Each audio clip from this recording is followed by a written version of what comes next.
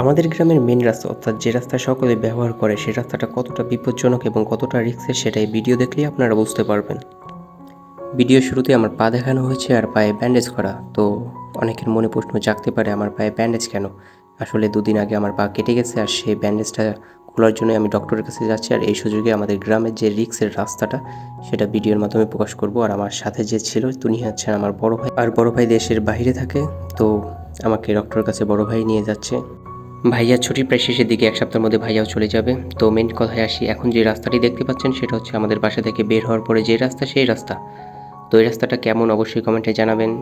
আমার কাছে ভালোই লাগতেছে, কারণ একটু এডিট মেডিট করছি, সুন্দর করার জন্য একটু ভালোভাবে এডিট করছি, একটু বেশিও করে ফেলছি মনে হচ্ছে। আচ্ছা যাই হোক, কমেন্টে জানাবেন। মেন রাস্তা আস্তে আস্তে আমরা একটু এইদিকে খেয়াল করি, আর কমেন্টে অবশ্যই জানাবেন যে আমাদের গ্রামের বের হওয়ার রাস্তাটা কেমন। মেন রাস্তা তো বাদই দিলাম, আর মেন রাস্তাটা কেমন সেটাও অবশ্যই আপনারা জানাবেন, কারণ এখনই আমরা মেন রাস্তায় উঠব। আর এই মেন রাস্তা দিয়ে চলাচল করে ২, ৪, ৫ গ্রামের লোকজন এই রাস্তা দিয়ে চলাফেরা করে। তারপরেও দেখুন যে এত লোকজন চলাফেরা করে আর রাস্তার এই অবস্থা, তারপরেও কেউ কোনো কমপ্লেন নাই, কোনো অভিযোগ নাই। এই জিনিসটা ভেবে আমার খুব অবাক লাগে যে কোনো অভিযোগ নাই তাদের মধ্যে। বাহ, ভালো তো। এই যে দেখতে পাচ্ছেন প্রথম রাস্তাটা। আচ্ছা, ভিডিওতে একটু কম লাগতেছে, কিন্তু আসলে ভাই সরাসরি দেখলে বুঝতে পারবেন যে এটা কতটা গর্ত, কতটা ভয়াবহ। মানে একটা গাড়ি আসলে যাওয়া খুবই রিস্ক, মানে এক সাইড মানে উল্টে যায় এমন অবস্থা। আচ্ছা, সামনে আরও দেখতে পারবেন আপনারা। এই যে দেখেন, এটা কিন্তু অর্ধেক নাই, একটা বড় গাড়ি ঢুকতে পারে না। তারপর দেখেন এইখানে আরেকটা গর্ত। আস্তে আস্তে দেখতে পারবেন যে আরও আছে। তো এরকম রাস্তা থাকলে কেমনে ভাই? মানে একটা বাইক চালায়ও মজা নাই, কোনো গাড়ি চালায় মজা নাই। মানে একটু পর পর ব্রেক মারো, একটু পর পর ব্রেক মারো। আর ডানে দেখতে পাচ্ছেন এগুলো হচ্ছে আমাদের গ্রামের শিক কাবাব। আচ্ছা, যারা চিনেন তারা বুঝে যাবেন শিক কাবাব কেন বললাম। এখন আবার একটু রাস্তা ভালো। আচ্ছা দেখেন কতটুকু ভালো, দেখলেই বুঝতে পারবেন যে কতটুকু ভালো আর কতটুকু খারাপ। আর এই রাস্তাটাও একটু চিপা, মানে ২টা গাড়ি একসাথে পারাপার হওয়া একটু রিস্ক হয়ে যায় আর কি। ছোট ২টা গাড়ি পারাপারই রিস্ক। এই যে আরেকটা গর্ত দেখতে পাচ্ছেন, এটাও কিন্তু অনেক বিশাল। বৃষ্টি পড়লে ভাই এটা পুরোপুরি ভরে যায়, বাইক নিয়ে গেলেও আপনার পা ভিজে যাবে এমন অবস্থা হয়ে যায় আর কি। আচ্ছা দেখেন ডান সাইডে আবার আরেকটা গর্ত, মানে অর্ধেক ভাঙা। মানে এইভাবে হয় নাকি? মানে একটু পর রাস্তার অবস্থা খুবই খারাপ। মানে অচেনা মানুষ যদি ভাই ভাবে যে আমি খুব রিল্যাক্সে চলে যাবো এই রাস্তা দিয়ে, যাওয়া সম্ভব না। রাস্তা হচ্ছে ৫ মিনিটের, আপনাকে ১৫ মিনিট লাগবে আর কি যদি আপনি যে অটো দিয়ে যান। আর বাইক নিয়ে গেলে ৭-৮ মিনিট লাগে, ১০ মিনিট লাগে এমন আর কি। এই যে দেখেন ভাই, এই জায়গাতে আবার আরেকটা, আর ওই যে সামনে দেখতে পাচ্ছেন পুকুরের সাইড, ওই জায়গায় তো পুরোপুরি ভাঙা গেছে ভাই, পুরোপুরি ভেঙে গেছে। এই সাইড তো নাই, অর্ধেক খাওয়া। আচ্ছা, আমার বাসায় বলে অর্ধেক খাওয়া আর কি। এই সাইড দেখেন অর্ধেক নাই, আবার পুকুরের সাইডে ভেঙে গেছে। কিন্তু একটা ট্রাক ঢুকলে ভাই, ট্রাক ঢুকলেই রাস্তাটা ভেঙে যাবে, শেষ। পরে কিভাবে চলাফেরা করবো এদিকে কিন্তু কারো কোনো খেয়াল নাই ভাই। এই রাস্তার বিষয়ে কি চেয়ারম্যান মেম্বারের সাথে কি আলোচনা করা যায় না? আমার মনে পড়ে না কবে এই রাস্তাটা পাকা হয়েছিল, মানে এই রাস্তার কাজ করা হয়েছিল অনেক বছর আগে, আমার মনেই পড়ে না। তো এ বিষয় নিয়ে তো একটু কথা বলার দরকার ছিল, তাই না? রাস্তার ২ সাইডের পরিবেশটা কিন্তু সুন্দর লাগতেছে। যদি রাস্তাটা আরও সুন্দর হইতো, ভালো হইতো, কোনো গর্ত না থাকতো, তাহলে ভাই পুরাই মজা। মানে কি বলবো, রাস্তা ভালো থাকলে কিন্তু সব কিছু ভালো লাগে, কোথাও যাইতে ভালো লাগে, পরিবেশ ৪ সাইডের পরিবেশ দেখলেও কিন্তু ভালো লাগে। রাস্তা খারাপ, জায়গা সুন্দর হয়ে লাভ কি ভাই? কোনো লাভ নেই। এখন আমরা মেন রাস্তার অর্ধেক অতিক্রম করেছি, আর বাকি অর্ধেক অতিক্রম করলে আমরা পুরোপুরি এই রাস্তাটা শেষ করতে পারবো। সামনে আরেকটা ছোটোখাটো গর্ত, এমন সব জায়গাতেই থাকে। তারপরেও এরকম থাকে নাকি সেটা দেখবেন। মানে গর্ত তো আছেই, কিন্তু আমাদের গ্রামের মতন রাস্তা আছে নাকি সেটা আমি জানি না। আর যদি আসতে চান তাহলে অবশ্যই কমেন্টে জানাবেন। আমাদের বাসায় আপনাদের ইনভাইট, যারা আমাদের এই রাস্তাটা পরিদর্শন করতে চান। আমাদের বাসায় আমি ইনভাইট করব, আপনারা আসবেন এই রাস্তা দিয়ে এবং এই রাস্তা সম্পর্কে জানবেন, বুঝবেন। এই রাস্তার ডিটেলস ঠিকানা আমি লিখে দিব, কই লিখে দেয় আমি জানি না, কিন্তু লেখার জায়গা আছে। আচ্ছা যাই হোক, অনেকেই বলে আমি নতুন ইউটিউবার তো সেই জন্য আমি জানি না, তো লিখে দিব, আপনারা একটু চেকমেক করে দেখবেন যে কই লেখা আছে। এই রাস্তাটা অর্ধেক অতিক্রম করার পর আবার মোটামুটি ভালো আছে, খারাপ না। কিন্তু মাঝে মধ্যে এমন জায়গায় গর্ত আছে, মানে বাম সাইড দিয়ে যে মানুষজন যাবে তারা ডান সাইডে চলে যায়, আর উল্টো পাশের যে লোকজন আসবে মানে বিপরীতমুখী থাকবে তা না, দুজন এক সাইডে চলে যায় আর কি। মানে ভাঙা রাস্তায় তো কেউ গাড়ির চাকা ঢোকাইতে চায় না, সেই জন্য আর কি তারা বিপদে পড়ে মাঝে মধ্যে। এইভাবে কিন্তু অ্যাক্সিডেন্ট হয় আর কি। কেমন জানি মনে হইতেছে এই ভিডিওতে একটু বেশি পেঁচাল পেরে ফেলাইছি, নিজের কাছে এমনটা মনে হইতেছে। মানে ভিডিও শুরু থেকে অর্ধেক পর্যন্ত আমি একটু বেশি বকবক করে ফেলছি আর কি। তো আপনাদের বিরক্ত লাগতে পারে, তাই এখন আর বেশি বকবক করব না। বেশি বলতে একদমই করব না, এখন চুপ করে থাকবো। আপনারা ভিডিওটা সম্পূর্ণ দেখেন আর ব্যাকগ্রাউন্ড মিউজিক সহকারে আমাদের রাস্তা কেমন সেটা ফিল করেন। আমার এই ভিডিওতে কথা বলতেই হবে, কারণ কথা না বললে আমার জানি কেমন মনে হইতেছে আপনারা চলে যাবেন। মানে ধরেন আপনারা ঘুমায় যাচ্ছেন আর কি, আমি কোনো কথা বলতেছি আর আপনাদের ঘুমটা আবার ভেঙে যাচ্ছে আর কি, এমন আমার মনে হইতেছে যে আমি কথা না বললেই আপনারা আর কি চলে যাবেন আর কি, ঘুমের বদলে আপনারা চলে যাবেন।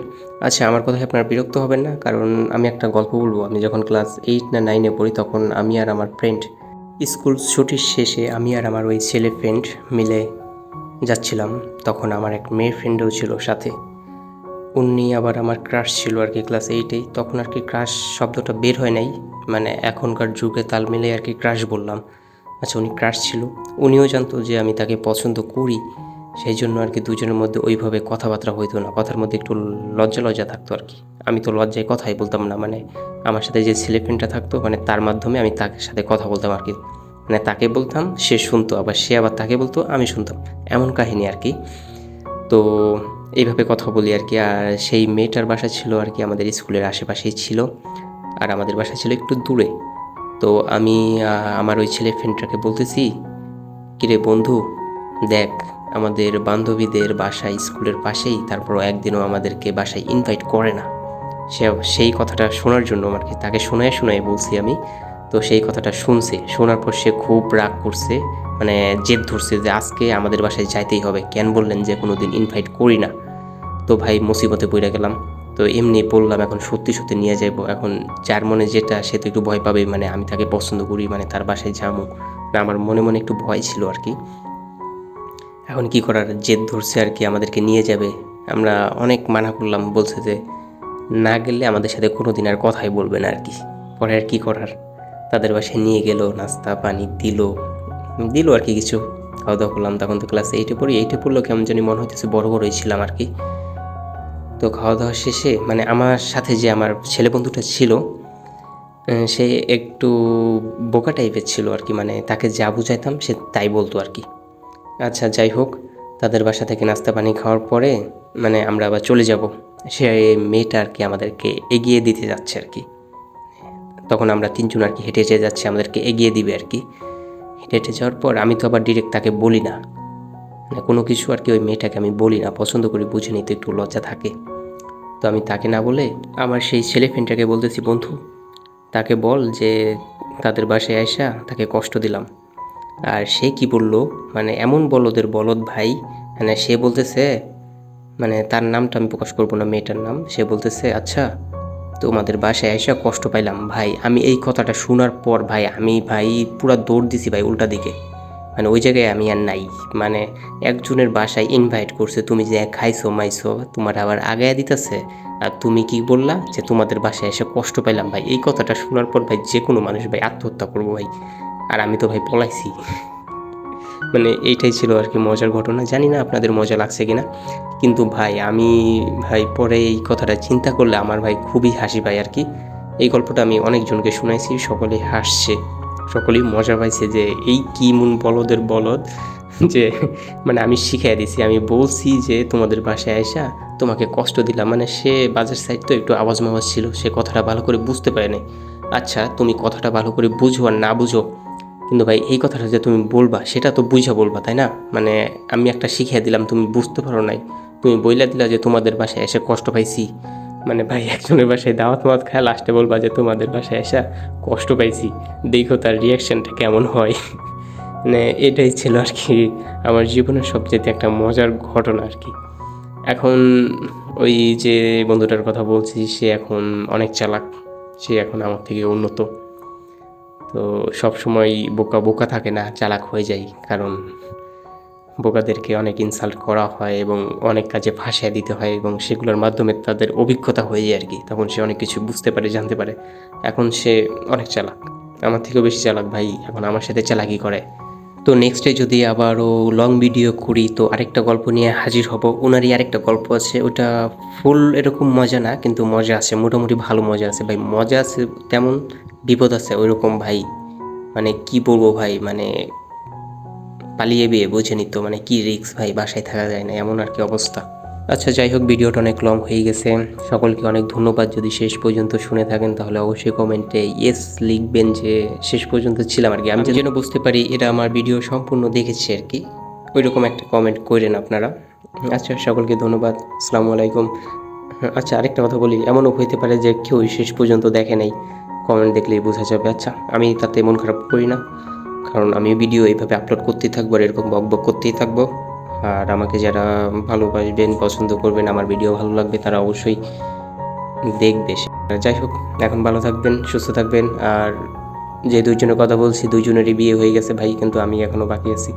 আচ্ছা ভাই, টেক কেয়ার, ভালো থাকবেন, আল্লাহ হাফেজ।